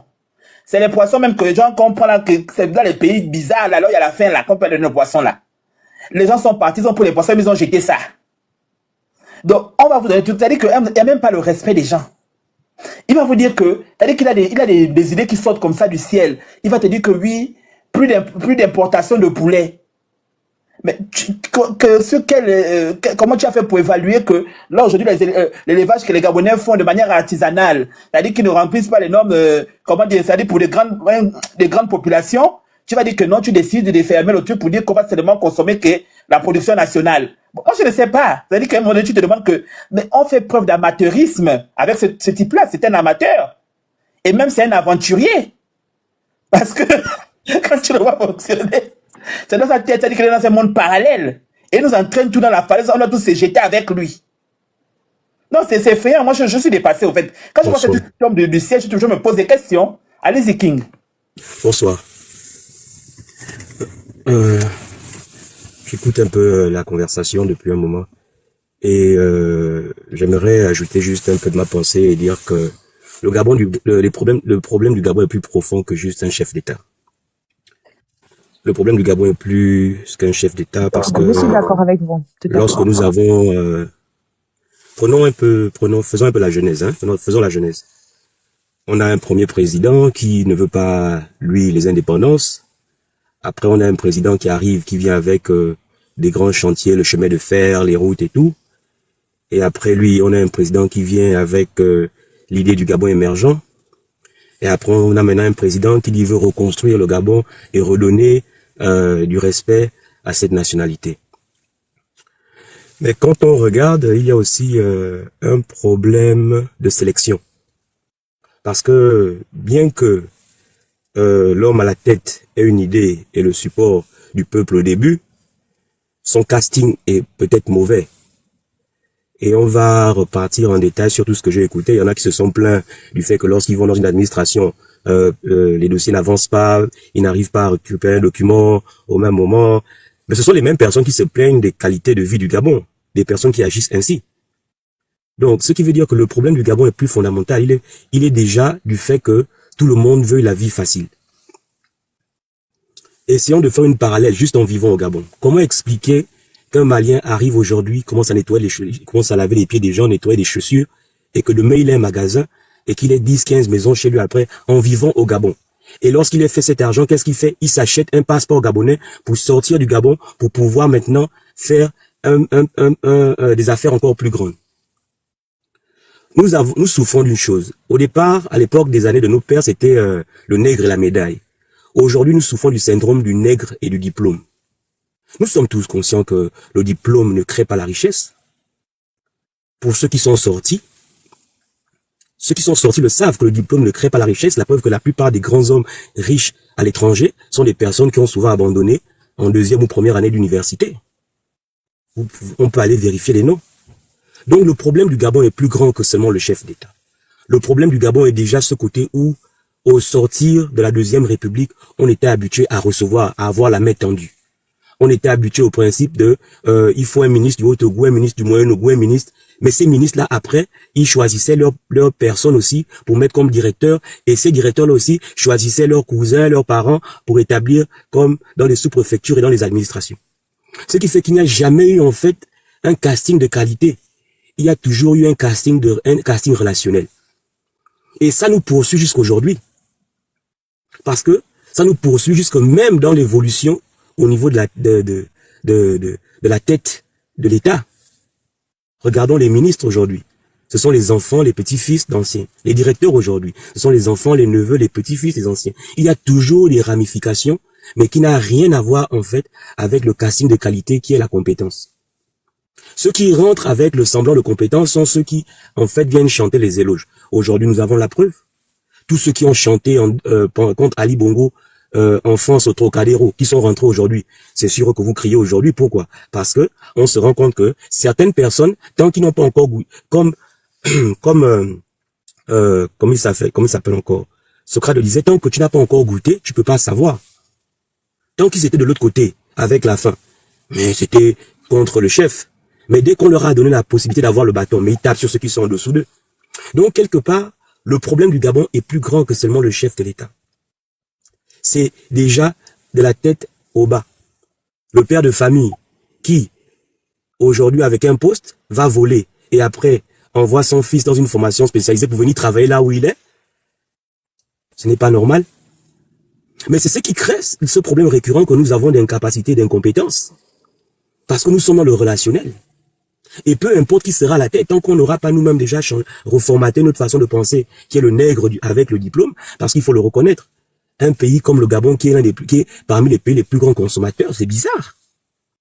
On dépense en consommation, par exemple, téléphonique, plus que certains pays qui ont plus de population que nous à côté. Nous devons reformater notre façon de penser. C'est vrai, il y a le désordre à la tête. Mais à la fin de la journée, tu ne peux pas aller nettoyer chez le voisin si ta maison est sale. Tu ne peux pas vouloir changer le président quand ton oncle, oui. Excuse-moi, King. J'entends ce que tu es en train de dire, mais à t'entendre parler, tu élucides le fait que le premier qui est censé impulser ce changement, c'est la tête. C'est la tête qui est censée impulser la politique de changement. C'est la tête qui est censée détruire tout ce qui était là avant et qui a fait en sorte que le pays soit là. D'accord. Parce qu'à chaque fois, on s'occupe, on dit, oh bon, à côté, mais qu'on ne parle pas de la tête, il y a un problème. Je te donne le cas du Burkina Faso. Oui. Toute cette semaine, allez-y sur la page Facebook de la présidence de la République au Burkina Faso. Vous savez ce qu'ils ont fait? Ils se sont lancés dans une campagne, mais vraiment dure, contre la corruption. Ils ont filmé des agents qui pratiquent la corruption et c'est filmé et positionné sur la page du président actuel du Burkina Faso. Donc c'est pour montrer qu'il y a une volonté ferme. Mais nous, depuis le début, il y a eu combien de problèmes, de scandales liés à la corruption? Mais vous voyez bien que là encore, il y a les uns et puis il y a les autres. Il y en a qui vont en prison et il y a d'autres qui se baladent, qui sont libres. Donc, c'est bien de parler de ce qui s'est passé avant, mais là, on n'est plus avant. On nous a dit qu'il y a eu une transition qui s'est très bien passée et que les choses ont été rétablies. Voilà pourquoi on peut maintenant passer à l'élection présidentielle. Donc, ça veut dire quoi? Ça veut dire que normalement, aujourd'hui, on ne devrait plus parler des choses du passé puisqu'il y a eu 2 ans qui ont servi pour réparer tout ce qui a été fait. On nous a même dit qu'il y a été fait en 2 ans ce que les autres n'ont pas pu faire en 14 ans. Donc, je ne comprends pas pourquoi aujourd'hui on est toujours là à ressasser le passé. C'est fini tout ça. Monsieur. C'est fini. Monsieur Bernard, je reviens encore et j'acquiesce à ce que vous avancez, d'accord? Mais est-ce que nous pouvons réaliser le présent, d'accord, sans tenir compte du passé? Est-ce que nous sommes... Voilà. Donc maintenant, il faut aller dans... Là, on est bien d'accord. Voilà. On est bien d'accord que le présent, là, il y a eu un passé. Voilà. Tout le monde est d'accord. Voilà. Le pays a été mal géré. Il y a eu la corruption, il y a eu le vol. C'est pas ça qui a mené le coup d'État. Voilà. Quand il y a eu le coup d'État, on nous a dit quoi? Bon, nous, on a pris le pouvoir parce qu'il y a eu vol, il y a eu ci, il y a eu ça. On va prendre 2 ans pour réparer tout ça. C'est ce qu'ils ont dit. Et ils ont dit, avant même la fin des 2 ans ou je ne sais trop quoi, ils ont dit, bon, nous, on a réparé. On a fait ci, on a payé les dettes, on a fait ça. Avant de réparer, il faut d'abord dire qu'on on a remis d'abord aux premières dames 6 milliards chacune, sans loi. Donc, on a seulement d'abord balancé, bim. Après, on a dit, bon, dès que les gens commencent à parler, il a créé maintenant une loi derrière. Donc, ça, c'est déjà un problème. Ok, On quand crée vous une écoutez, loi, le président crée une loi pour épouser, faire la polygamie. Maintenant, sa polygamie, c'est encore une polygamie maladroite parce qu'il est marié en régime monogamique. Donc, à quel moment le régime monogamique se transforme en régime polygamique? Donc, c'est des choses bizarres. bon, À un moi, moment donné, on peut arrêter de faire Laisse-le dans... terminer. Oui. Vas-y, mon frère, termine. Avance. oui, donc, Reprends la parole, oui. oui, donc je voulais dire que quand on fait la projection, d'accord, reconnaissons que il y a un temps et certaines choses dans une reconstruction, il faut tenir compte des fondamentaux qui ont créé les circonstances dans lesquelles nous sommes. C'est quoi pour toi la projection dont tu parles? C'est quoi? Qu'est-ce que tu entends par projection? La projection dont je parle, c'est quand j'ai fait la Genèse, tous avaient une idée, avaient un rêve, n'est-ce pas, avaient une vision. Mais si ramenons ça à une échelle plus compréhensible pour les communs que nous sommes, d'accord? Lorsque toi qui es en France, celui qui est aux États-Unis, ou celui qui a la chance d'être en Angleterre, ou dans un pays développé, il sait que lorsque tu es dans un entretien pour être par exemple superviseur, d'accord? Pour être manager, on va te demander c'est quoi ta vision? Qu'est-ce qu'il te faut pour pouvoir mettre en application cette vision? Et qu'est-ce que tu apportes de plus qu'on n'a pas déjà, d'accord? Lorsque le chef d'État actuel du Gabon vient, on considère que il vient avec une idée. Moi, je reviens avec une chose. Il y a un problème de casting. Il y a un problème de casting et il y a un problème fondamental qui est nous devons changer certaines mœurs en bas là-bas aussi. En haut et en bas. Parce qu'on peut avoir, parce que sinon on va mettre tous les Gabonais en prison. Soyons sérieux. Non, soyons clairs. Si on se réveille ce matin, on dit on applique la loi, d'accord? On vide les administrations. Moi, je vous promets que tout ce temps que nous sommes, allons avoir au moins 10 parents en prison. King. Mais est-ce que nous sommes capables d'assumer ça? Parce que lorsqu'on fait la prière. Calme-toi. Est-ce qu'elle est normale? Attends, laisse-le développer. On va aller pas à pas. Est-ce qu'il est normal que dans une constitution, on ait des personnes qui sont amnistiées, qui sont protégées et d'autres qui ne sont pas protégées? Non. Bon, c'est d'où la raison pour laquelle je veux revenir. J'acquiesce que. Non, parce que quand tu parles comme ça, ça veut dire que même lui ne respecte pas la loi. Ce qu'il a même mis dans la Constitution et ne respecte même pas la dignité humaine. Parce que tu ne peux pas juger des gens sur les faits qu'ils font et toi tu ne te juges pas. On ne peut pas te juger. C'est-à-dire qu'il y a un problème, même pas d'égalité entre les individus. Là, ça devient intéressant. On va bien échanger, mais on va échanger dans l'ordre. Donc, King va par exemple parler. Je vais donner à chacun 2 minutes et quand l'un termine, l'autre pourra reprendre. Comme ça, on va éviter de se couper et chacun va développer. Donc, King, vas-y, je te donne d'abord la 3 minutes. Après, on va reprendre tes propos. Donc, je disais que s'il fallait qu'on applique la loi, mais rien que la loi, hein, il fallait que nous assumons, et je vais donner une petite anecdote au milieu pour ça. Il y a un monsieur qui fait une prière. Il va, en allant au lit le soir, il dit, Dieu, Père de mes ancêtres, je souhaite que tous mes ennemis meurent. Il se réveille le matin, tous ses meilleurs amis et son frère sont morts. D'accord? Quand on va avec la loi, si on dit qu'on applique la loi et qu'on enlève la possibilité de changement dans l'individu, d'accord? Ça veut dire qu'au Gabon, on doit mettre au moins 30% des personnes qui sont dans tous les ministères en prison. On doit mettre beaucoup de personnes qui sont dans les établissements scolaires en prison à cause des trafics qu'ils font. On doit mettre beaucoup de personnes dans la santé en prison à cause des business qu'ils font sous la table et ne s'occupent pas bien des patients. Parce qu'ils vendent les médicaments en cachet. Il y a tellement de problèmes et c'est fondamental. Voici pourquoi moi je me dis qu'on doit revoir notre façon de penser déjà nous-mêmes à la base. Et tu as parlé de tête. La tête d'un pays, ce n'est pas toujours le président, c'est le père de famille dans sa maison d'abord.